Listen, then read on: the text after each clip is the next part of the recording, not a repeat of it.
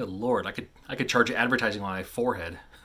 This right here is the mode from Terraonion. I believe that's how you pronounce it. And this is nice. I love the box on this because it has Dreamcast and Sega Saturn. The cool thing about this one device is you only need one for the Dreamcast or the Sega Saturn, or you can always get two of them, one for each. It allows you to play games off of your SD card or a thin USB drive. You can also even use kind of like an external hard drive or so that you can pop onto this thing and play your games off of it, and it's going to be great. There's no soldering involved, but you will need a screwdriver because you're going to be doing a whole bunch of screws to get to where you need to go. Pop out the stuff that you don't need and put in the stuff that you do need, which is this guy right here. Easy to follow instructions. I'm going to see if I can do it on my first try. I'm going to try this on my Sega Saturn. There are so many great Sega Saturn imports out there, and I'm looking forward to playing these all over again. The beautiful thing about this one for the Sega Saturn is you just have to put them in a folder on your SD card, and it's already going to work. And you can also use it for any type of Sega Saturn, the 20-pin, the 21-pin. You don't need a different device for different ones. It works for all of it. And then again, it also works for your Sega Dreamcast. Very cool. This video isn't sponsored or endorsed by Terraonion. I purchased this with my own money. I'm a paying customer, and it is my pleasure because I've been looking forward to something like this. Let's see if we can't install it and try it on the first try, and we'll go from there. This Saturn has seen better days. However, the disk drive no longer works, even with Clockwork Knight in there, apparently, that I never took out the last time I tested it. Now, and start doing some unscrewing, if we may. All right. Gonna need a longer screwdriver here. Yeah, definitely use the long, thin screwdriver. Nicely done. Uh-oh. Ah. You'll know it when you know it. There we go. All right. Gonna put all this aside for now. Wow. Pretty grungy. Okay, other things we need to do. This guy here. Ribbon cable. Remove it. And then there's a ribbon cable here. And we'll do that here in a second. Need to remove this guy too. This one has a couple of screws right on top. You definitely don't want to lose these screws. This entire unit, this one here I need to unplug. This entire unit should just kind of, well, it should. There we go.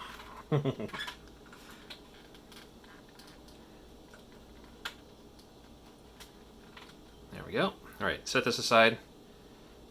Somewhere safe. All right, now we have all kinds of screws around, and we're going to remove, all of them really, but we can remove this thing at least for now. These two here, gonna unplug these for now. Oop. I have two of them. Sometimes this is a 4-pin and a 2-pin, or sometimes it'll just be one solid 5-pin. But this is the 4 and the 2, and we'll show you what to do with these here in just a second. This guy here, this wasn't working to begin with. You can go ahead and toss that. I don't use it for parts, or, keep it laying around if you want to practice soldering, whatever you want to do. Now we got to remove this thing, because these things here are in the way. Can't quite put it in there with that stuff in the way, so we'll just remove this whole plate. Don't forget to drop the screwdriver on the ground at least once. My hands aren't what they used to be, that's for sure. It has a little magnetic tip to it, but it's not picking up like it normally does or would. There's one in the battery compartment as well. Is that everything? I have a little plastic shield here. You may or may not even have that. Oh, there's one right here. Again, this is an older Saturn, but it should work on any Saturn. Here's this cable here.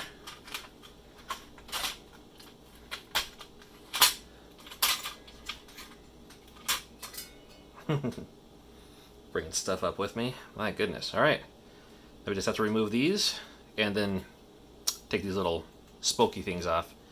Put this somewhere safe for now.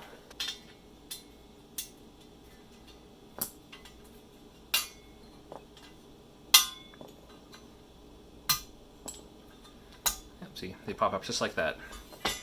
This thing is filthy. Since I'm in here, now would be a good time to kind of clean it up a little bit, I suppose. It helps if I put it on the right way here.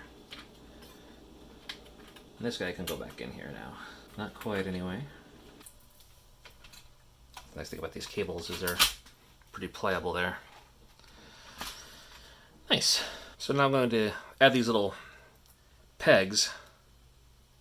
They will snap right in there. You don't have to screw them in or anything. And then these are sticky when you undo them.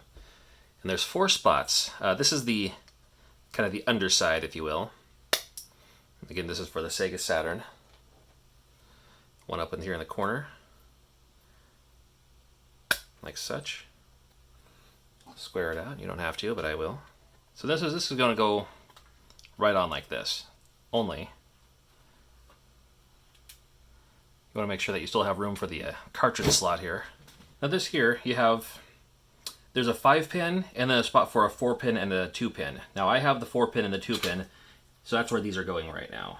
They're just going to go right next to each other. The 5-pin I won't worry about, but if you had the 5-pin, you won't worry about the 4-pin and the 2-pin. Just these two is all you need. It'll slide just like that. Slide right in. Remember this ribbon cable that we removed? Well, we had to remove it to get to the bottom side of the plate. So we're going to slide that right back in. Nice and firm. You can tell by picking it up. And now we have a couple of options. We have the 20-pin and the 21-pin. Well, I have the 2 and the 4, so that means I have a 20-pin. If you have the 5, you have the 21-pin. I'm putting this one right into the 20-pin. Now, if you had the 5, instead of the 2 and the 4, you want to put it in the 21-pin. Again, the manual will tell you everything you need to know. Make sure you're doing it nice and safe. You'll get it right the first try. Comes with an external. This is optional. You can pop this in, completely optional for you. I'm going to go ahead and use it if they provided it. Some games may not work, I guess. I'm not sure. But since it's available, I'm going to go. I'm going to go for it. This one installs right in front of this switch. Now, if you're not going to use it, just leave the switch the way it is. I'm going to use it, so I'm going to flip this switch on as soon as I pop it into this thing. Remember this? Yeah, we got to put this guy back on. Again, had to remove this to get to the underneath part of the plate. That would be easy enough. You can just slide that right back in. I'm supposed to be putting all the screws back on, aren't I? Now that I realize. Fortunately, we didn't get to the part where I put everything back together again. Then I'm like, oh man, the screws. Well, I don't really need this plastic shield back, but, since it was provided, I'll put it back. And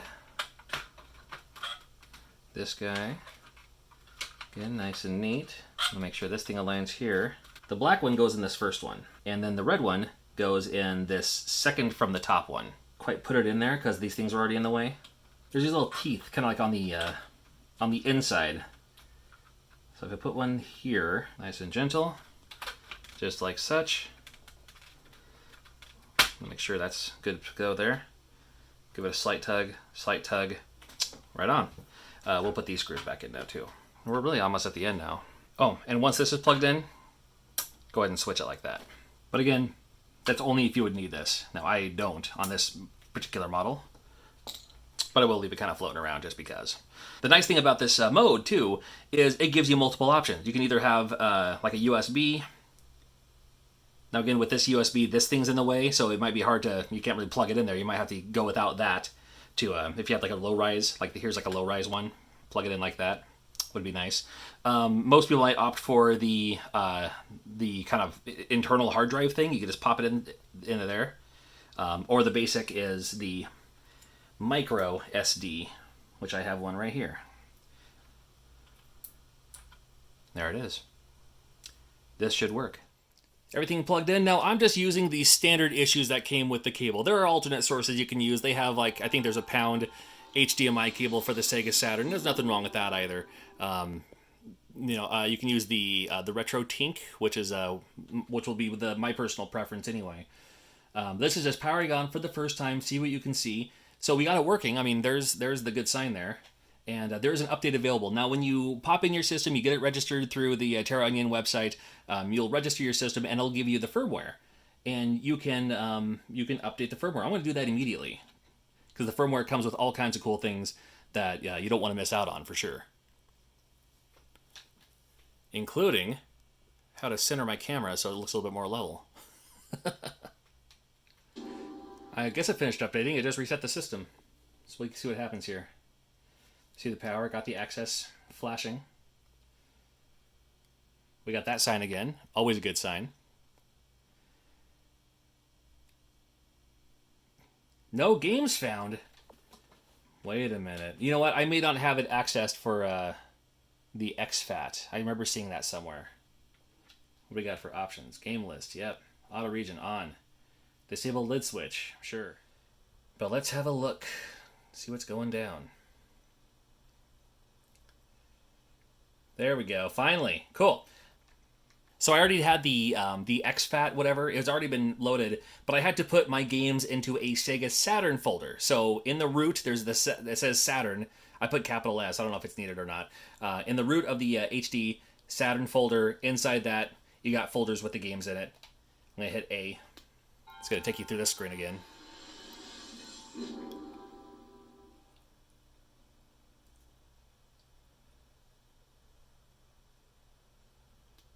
With any luck.